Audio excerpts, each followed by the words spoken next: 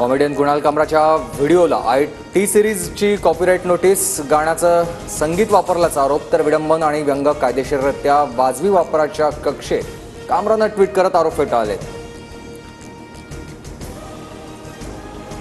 आज रात्री रायगडच्या पालकमंत्रीपदाचं नाव घोषित केलं जाणार। भरत गोगावलेंच्या नावाची चर्चेची माहिती, अखेर 2 महिन्यांनंतर तिढा सुटणार।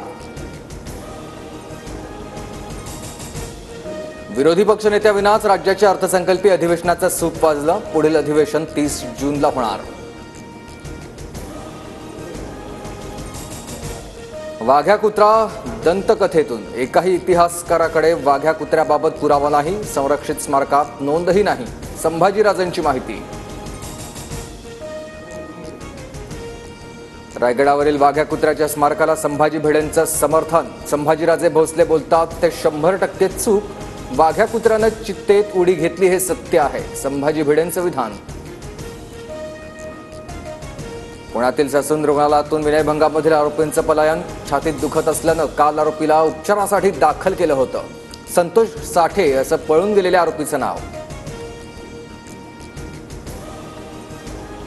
राज्यभरात ठिकठिकाणी अवकाळी पावसाचा तडाखा, वादळी वाऱ्यामुळे हंगामी पिकांसह द्राक्ष आणि टरबूज बाग भुईसपाट, शेतकऱ्यांचं लाखो रुपयांचं नुकसान, तर अनेक भागात घरांचे पत्रे उडून गेल्याची ही घटना।